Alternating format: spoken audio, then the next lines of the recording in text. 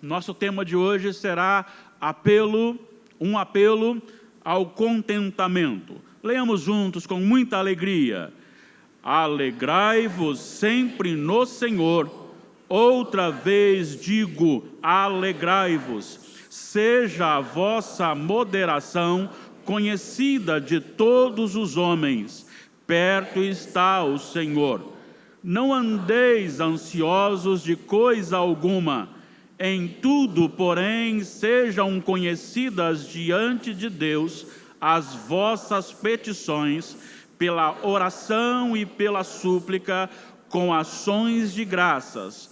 E a paz de Deus, que excede todo o entendimento, guardará o vosso coração e a vossa mente em Cristo Jesus. Nós cantamos aqui hoje um cântico que fala que se o mundo conhecer o Senhor, ele experimentará da alegria do Senhor. Nós cantamos isso. E a pergunta que eu quero dizer é: você é alguém contente no Senhor? Você é alguém alegre no Senhor? A alegria da salvação tem tomado conta do seu coração e da sua vida? Porque somos, em determinados momentos, tomados, sim, por angústias, por dificuldades. E às vezes o sofrimento é tanto que a lágrima rola no nosso rosto. Perdemos a vontade de sair, perdemos a vontade de levantar da cama, perdemos a vontade de comer, perdemos a vontade de congregar, perdemos a vontade de estar perto de alguém. Isso pode acontecer, mas isso tem que ser um ponto na nossa vida, não pode ser um ato demorado. Por quê? Porque o cristão, ele é chamado à alegria do Senhor. Paulo está escrevendo essa epístola, ele está preso. Ele está preso e por causa do Evangelho. Não é porque ele assaltou alguém, não é porque ele furtou algo, não é porque ele quebrou a lei. É pelo contrário, ele estava pregando a salvação, e a pregação da salvação acarreta para os que pregam uma perseguição e um ódio daquele que não ama o Senhor. E normalmente a presença daquele que teme ao Senhor, quando ele está conduzido pelo Espírito Santo do Senhor, constrange as pessoas que vivem fora. E essas pessoas ficam como que se afastando e muitos delas odiando. E por isso pode acarretar até mesmo, não apenas o abandono de uma amizade, mas até mesmo em determinados momentos, a prisão. E no caso de Paulo foi isso que aconteceu. O capítulo 1 está narrando isso.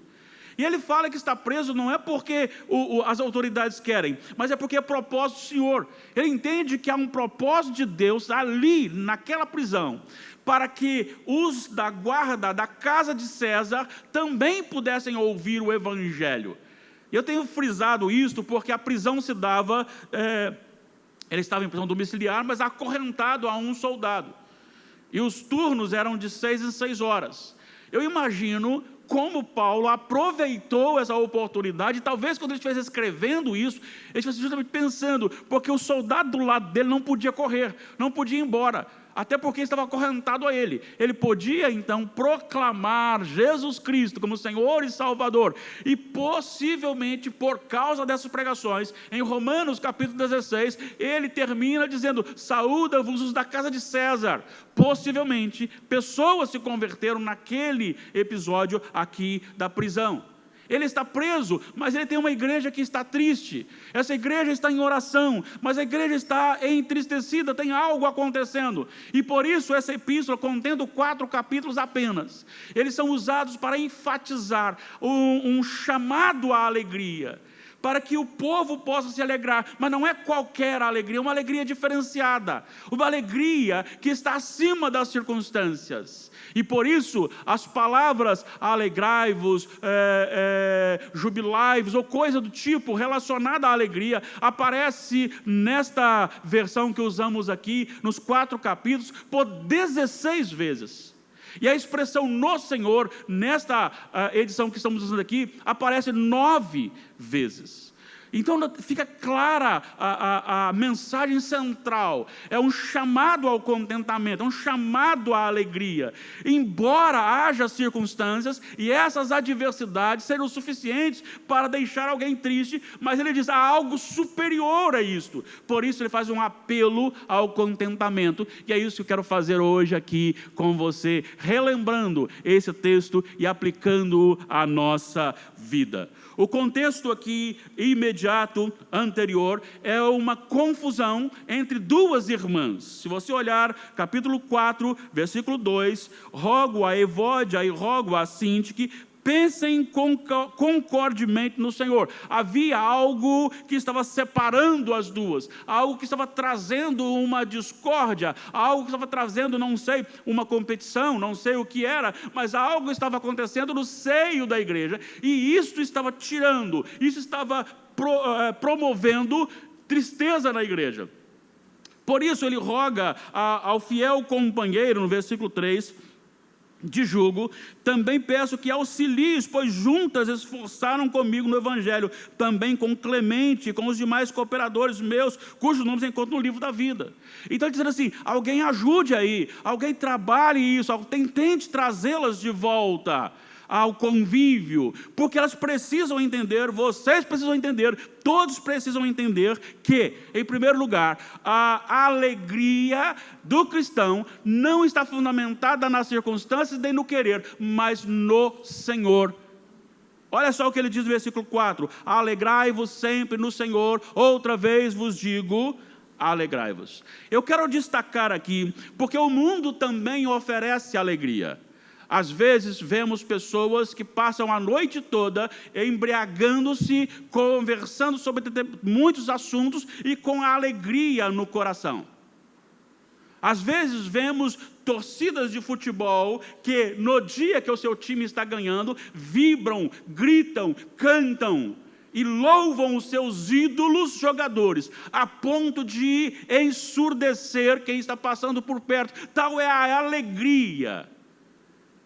A alegria de alguém que, se a partida de futebol começa às 19, ele chega com a esposa e com a filha adolescente, às 3:30 da tarde, para às 7 da noite, para assistir 2 horas de futebol, ainda pagando um preço exorbitante para estar ali, e faz isso com alegria. Então o mundo oferece alegria, assim como o mundo oferece também paz. Porque Jesus disse, deixe-vos a minha paz vos dou, não vou lá dou como o mundo a dá. Então o mundo também dá paz. Mas tanto a alegria do mundo quanto a paz do mundo são momentâneas e circunstanciais. Quando tudo está de acordo com aquilo que eu quero, quando aquilo me satisfaz, quando aquilo flui do meu coração, a satisfação carnal. No momento em que é interrompido isso, automaticamente também é interrompida essa alegria, também é interrompida esta paz. Mas a ordem aqui não é esta alegria. Não é a alegria de você receber um bom salário. Não é a alegria de você promovida por uma pessoa que você ama estar perto de você. Não é uma alegria promovida por uma vitória alcançada no contexto diário. Não é uma alegria por uma satisfação carnal, mas é uma alegria no Senhor. Então aqui, o objetivo é, o Senhor é o centro da sua vida, e o Senhor é suficiente para lhe manter contente. E nós perdemos isto. Muitos crentes vivem moribundos, parece que está morrendo, entristecidos, frustrados, qualquer coisa. Se o governo faz uma coisa, se o governador do estado faz alguma coisa, se o político municipal faz alguma coisa, aquilo serve para ficarmos entristecidos, frustrados, preocupados, e esquecemos que nós não somos deste mundo, nós não somos governados por este mundo, nós somos governados pelo Senhor, e nós temos aquele que governa do céu. Apocalipse 4, vi um grande trono no meio do céu. A glória de Deus era manifestada dali, saía dali, todos viam, e Deus está no centro porque Ele governa os governadores das nações.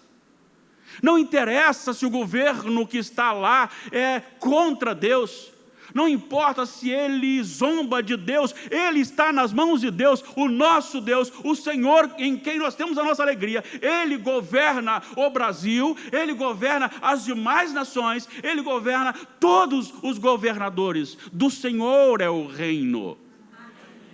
É este Deus que nós temos como Deus.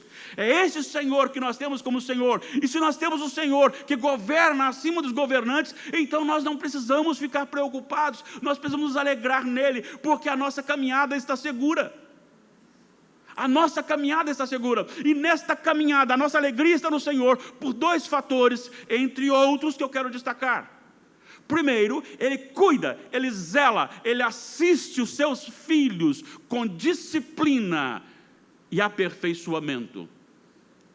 Romanos 8, 28, sabemos que todas as coisas cooperam para o bem daqueles que amam a Deus, daqueles que são chamados segundo o seu propósito. Todas as coisas. Sua gripe, sua dor de cabeça, seu problema, seja ele qual for, se você ama o Senhor, então isso tem um fim proveitoso na sua vida e na minha vida. Aquele amigo que não é tão amigo assim, aquele vizinho que pode lhe causar um problema, o defeito do seu veículo, tudo isso coopera para o bem daquele que ama Deus. Então Deus está cuidando, Deus está cuidando, Deus está agindo, e nada foi. Vocês acham que aquele vizinho chato seu, ele está acima de Deus? Será que Deus perdeu o controle sobre ele? Será que Deus perdeu o controle sobre aquele que lhe faz mal? Não. Então Deus tem o controle da história da sua vida, e aquilo que está acontecendo neste exato momento tem um fim proveitoso, que é o aperfeiçoamento da sua vida. Segunda razão da nossa alegria é que a nossa glorificação está garantida. No mesmo capítulo 8 de Romanos, agora não o 28, mas o 30 diz: ao que predestinou, a esse também chamou. Aos que chamou, a esse também justificou. E aos que justificou, a esse também glorificou. Está garantido. Ainda não aconteceu o final. Ainda não fomos glorificados. Mas no papel, na determinação do Senhor, está determinado, está escrito, já está finalizado. Aquele que pertence ao Senhor nunca será jogado fora, mas ele será glorificado no último dia. Nós sabemos o resultado, por isso podemos alegrar no Senhor. Podemos alegrar no Senhor porque lá no passado o salmista Davi disse assim: Senhor, os reis da terra se levantam contra o Senhor e contra o seu ungido, dizendo: rompamos os laços, vamos tirar as algemas, não queremos o Senhor. E assim diz o texto no versículo 5: ri-se dele o Senhor zomba deles. Vocês acham que Jó viveu aquele tempo todo naquela glória material e financeira de riqueza, e ninguém ficava querendo entrar e tomar o que era dele? Não, claro que sim. Os caldeus queriam, claro que sim, mas só entraram quando o Senhor permitiu que entrasse. E o Senhor trabalha isso, Ele tem domínio sobre a nossa vida. Então alegre-se no Senhor, porque o Senhor é o Senhor da sua vida, porque é o mesmo Senhor que Paulo diz no mesmo capítulo de Romanos 8, agora no versículo 31, dizendo assim: que diremos, pois, à vista destas coisas? Se Deus é por nós, quem será contra nós? Versículo 32, quem tentará acusação contra os eleitos de Deus? É Deus quem os justifica. Quem os condenará? É Cristo Jesus, quem morreu, ou antes quem ressuscitou, está à direita de Deus e intercede por nós. Então nada pode mexer em nós, na nossa vida, na nossa salvação, se estamos no Senhor. Por isso a nossa alegria tem que ser colocada no Senhor, em mais nada. Ainda que todos se afastassem de nós, ainda que todos nos abandonassem, ainda que todos nos frustrassem, nós temos o Senhor, e isto é suficiente. Lembra de 2 Coríntios 12? Um espinho na carne. O apóstolo Paulo ora por 3 vezes: passa de mim, tira de mim esse espinho. A resposta de Deus é: a minha graça te basta. A assistência do Senhor para a coroação final. Quando chega no final da vida, ele diz para Timóteo: combati o bom combate, completei a carreira, guardei a fé. Agora a coroa que me está reservada, guardada, me será dada. Alegre-se no Senhor. Está doente? Alegre-se no Senhor. Está com dor? Alegre-se no Senhor. Está chorando? Chore, mas tenha a alegria e a paz do Senhor no seu coração. Hoje estávamos conversando com uma jovem e ela se referiu à mãe dela, que já é falecida, foi tomada pelo câncer, e com dor ela dizia, graças a Deus. Ela, mãe, começa a agradecer no momento desse. Ela, minha filha, eu tenho o Senhor Jesus, e Ele me disse que em tudo dai graças, Ele tem coisa boa para mim. Isto é contentar-se no Senhor. Ela estava sendo consumida pelo câncer, com dores, mas ela glorificava o Senhor. O mundo não entende, e tem muito crente que não entende, porque ainda não experimentou realmente a presença de Jesus na sua vida. O Espírito Santo ainda não está plenamente no seu coração, porque quando o Espírito Santo do Senhor entra na nossa vida, há contentamento, há gozo, há alegria. Ele diz, ao invés de ficar aí discutindo entre vocês, alegrem-se no Senhor. Se uma frustrou a outra, por favor, companheiro, vai lá, fala com elas, que o Senhor é maior do que o desejo de uma, o desejo da outra. O Senhor é maior do que a frustração de uma ou a frustração de outra. Alegrai-vos sempre no Senhor, não nas coisas do Senhor. Porque hoje eu tenho o cuidado do Senhor, no sentido de me dar aquilo que eu quero. Amanhã eu posso ter o cuidado do Senhor em não me dar aquilo que eu quero.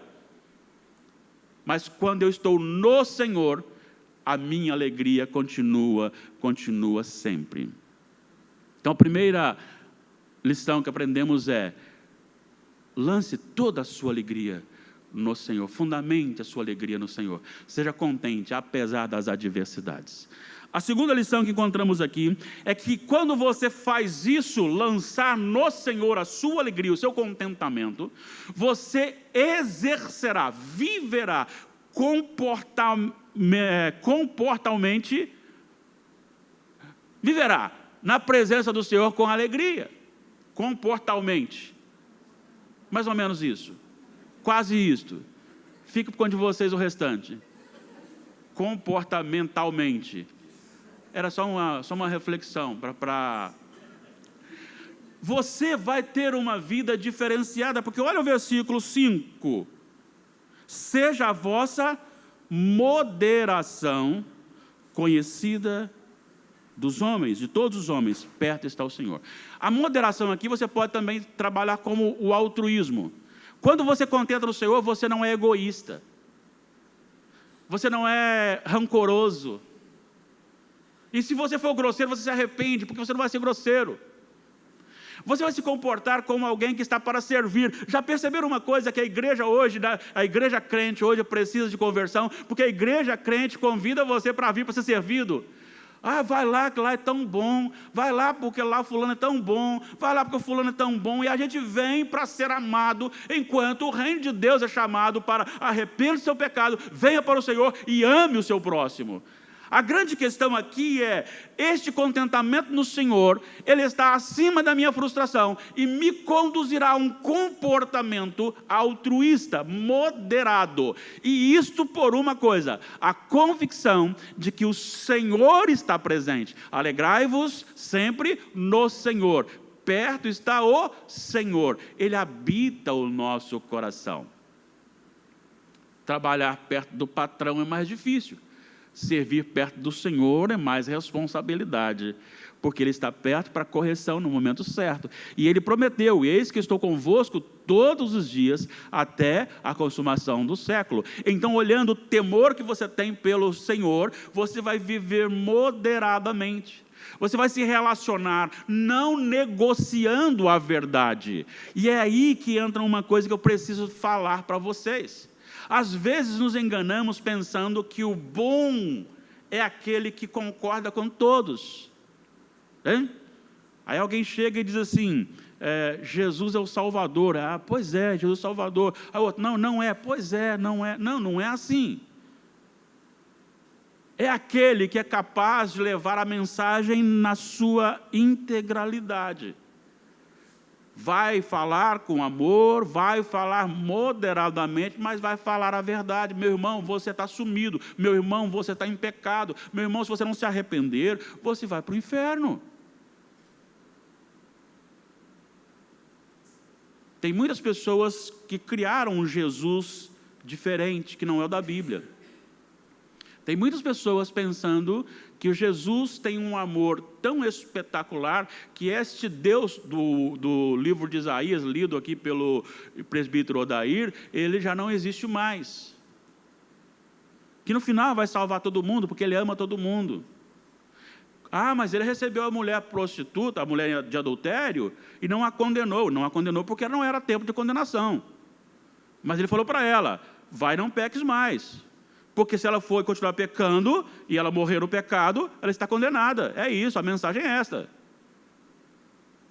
Então você precisa saber que pode falar moderadamente, pode falar com amor, pode falar, mas falar a verdade do Senhor.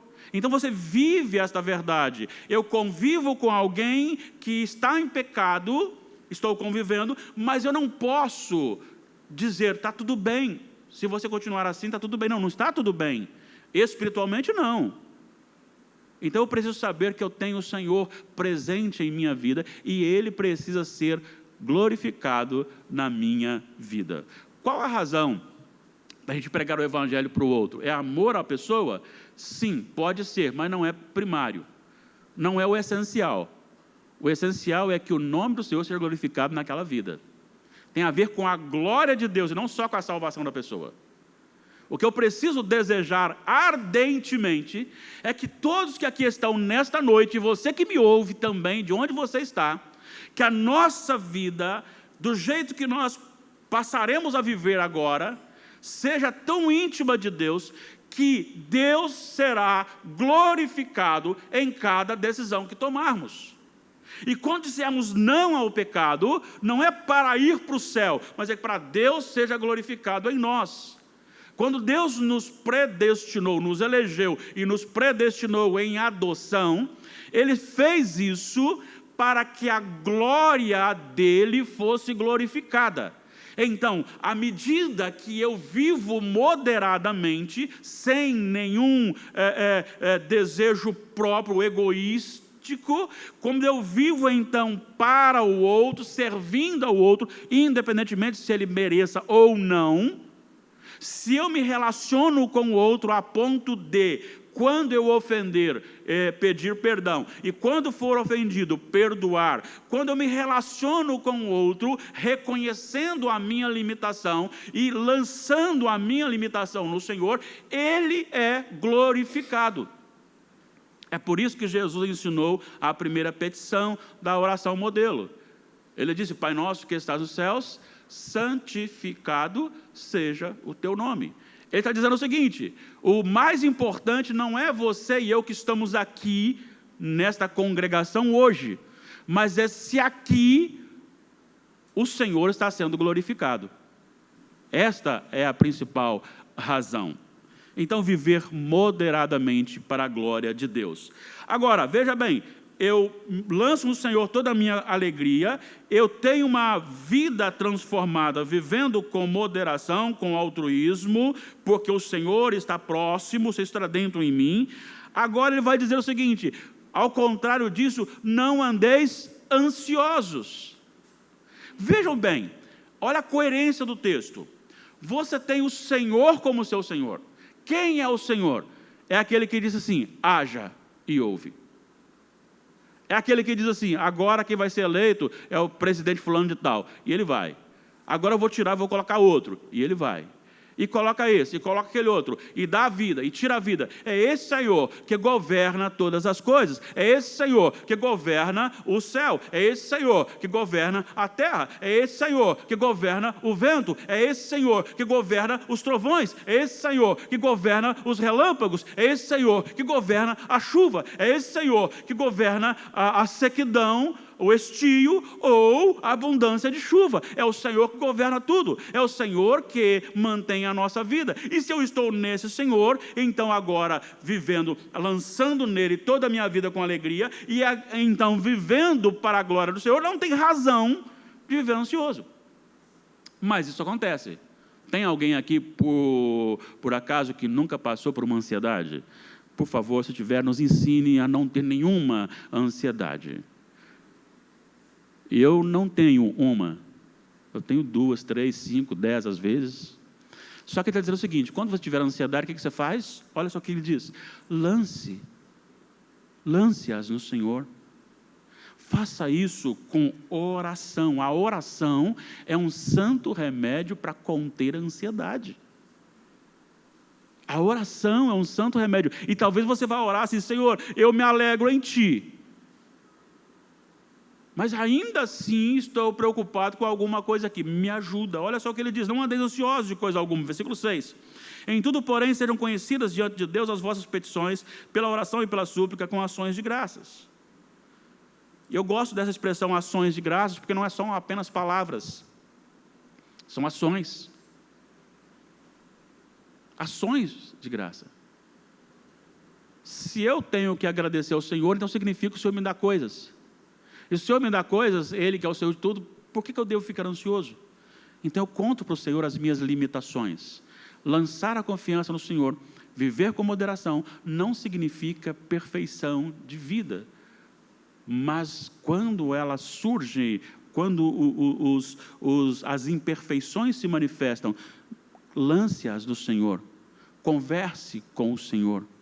Quando o seu coração estiver aflito, lance-o no Senhor com oração, súplica e ações de graças. A oração tem sido algo que tenha sido abandonado pela igreja há muito tempo. A igreja não tem vivido o poder do Espírito porque tem pouca oração. Talvez nós tenhamos um estilo de vida voltado muito mais para o que nós chamamos de religiosidade. Vamos na igreja no domingo, principalmente no culto à noite. Vamos na igreja na escola dominical. Ou, se eu fui uma vez por semana, tá bom. E nós temos muitas pessoas que às vezes lançam para isto a sua religiosidade. Mas, por outro lado, tem muitos que não querem isso também. E ficam distantes. E aí você tem o grupo de oração, é mínimo.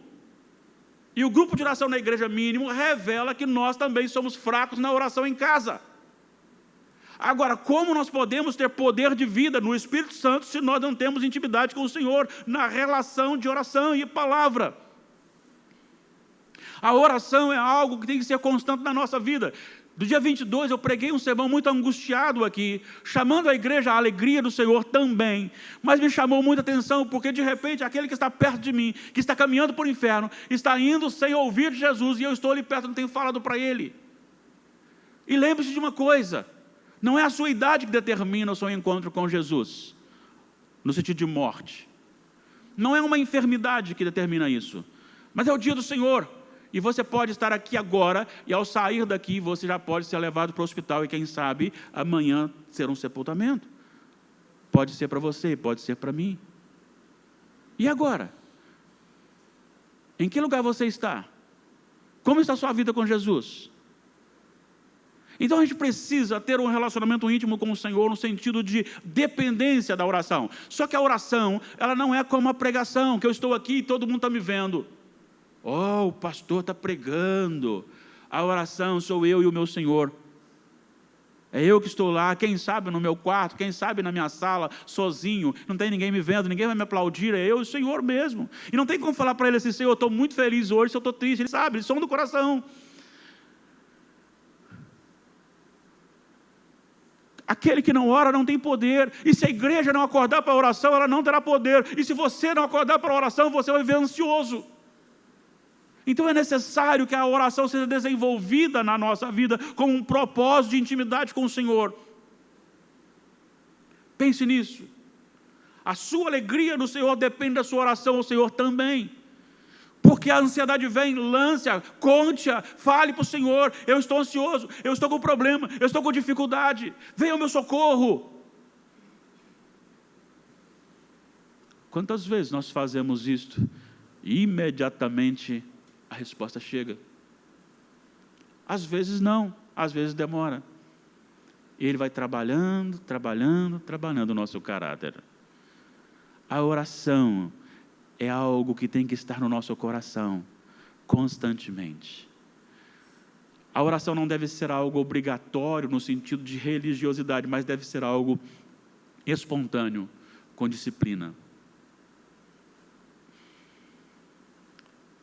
Eu anseio por ver esse templo como está hoje, numa sexta-feira à noite, para a oração. Porque se você estiver aqui na oração, você virá também na quarta, você virá também no domingo de manhã, você também virá no domingo à noite, você virá para outras programações, estará aqui porque estar na presença do Senhor e orando é sinônimo, é segurança, é garantia de intimidade com o Senhor, de amor por Ele, de alegria no Senhor. E eu encerro o sermão apontando para a promessa dele, versículo 7. E a paz de Deus, que excede a todo entendimento, guardará o vosso coração e a vossa mente em Cristo Jesus. Ele estava falando de um conflito, ele estava falando de uma igreja que estava entristecida, e agora ele fala sobre ansiedade, e ele fala sobre paz. Paz. Deixo-vos a paz. A minha paz vos dou. Não vou-la dou como o mundo a dá. Não se atemorize, não atemorize o seu coração.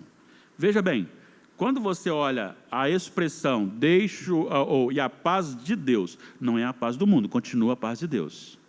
E a paz de Deus, ela é diferenciada. Eu sempre vou repetir isso porque foi uma experiência forte da minha vida. Eu carregando o meu irmão, e ele estava mais novo do que eu, estou com 54, ele estava com 53, há 14 anos, no dia 2 de julho, 2 ou 3, acho que 2, carregando o meu irmão ali, e em algum determinado local, não sei por que razão, eu tive que pegar ali na cabeceira, ali no caixão, e quando eu olhei para baixo, estava com a tampa, lógico, mas eu comecei a pensar, poxa vida, o meu irmão aqui nesse caixão, com apenas 53 anos. O meu coração estava esmigalhado, com certeza, mas eu experimentava algo que nem eu mesmo posso explicar. A paz de Jesus. Havia paz no meu coração. Havia paz no meu coração. A assistência, a paz de Cristo, a paz de Deus. Não a paz circunstancial, mas a paz que vem de Deus. E ele vai dizer que excede a todo entendimento. Não tem como entender. Por quê? Porque você está chorando. Você está chorando e tem paz. Você está sofrendo e tem paz. Sebastião estava sofrendo pouco antes de sua morte, mas os olhos dele brilhavam, porque a paz de Cristo entrou no coração dele. Guardará o vosso coração. Presta atenção nessa expressão. A paz de Deus, que não dá para entender, que excede a todo entendimento, guardará o vosso coração. Está ansioso? Está com medo? Está frustrado? Lance no Senhor a sua alegria, viva moderadamente. Se vier a ansiedade, converse com o Senhor sobre esse assunto, porque Ele lhe guardará o seu coração, blindará o seu coração com a sua paz, que ninguém pode entender, porque ela vem na adversidade. Guardará aqui, é usado o verbo, é o mesmo termo para aqueles guardas que ficavam à porta 24 horas, o vigia que ficava ali 24 horas para que ninguém entrasse. O sentido é esse, é que o Senhor guardará, o Senhor colocará a sua paz como um guarda. Aquela paz blindará o seu coração, e por pior, maior, terrivelmente superior seja o seu sofrimento, você será guardado na paz de Deus, quando você alegrar-se sempre no Senhor. Esta é a mensagem para o seu coração. Vamos viver como um povo feliz, um povo alegre. Sabe por quê? Porque aqui nós não precisamos de mais nada, a não ser Jesus Cristo, porque tudo vai ficar por aí. tudo vai ficar. Então não crie problema por pouca coisa, não, nem por muita coisa. Apenas alegre-se no Senhor, viva para a glória do Senhor, viva com alegria, de tal maneira, porque o seu vizinho olha e fala: como pode estar alegre sendo pobre? Como pode estar alegre sendo doente? Como pode estar alegre estando com problema? Aí você diz: é porque eu tenho o príncipe da paz morando no meu coração, aleluia. E aí você pode oferecer para ele também essa alegria da salvação. Deus abençoe, alegre o seu coração. Talvez precisamos orar como Davi: restitui-me a alegria da tua salvação. Se for preciso, ore, mas não perca tempo em viver angustiosamente neste mundo frustrado com este mundo jaz do maligno. Com certeza ele vai buscar frustrar mesmo. Deus nos abençoe rica e poderosamente. Coloquemos-nos em pé.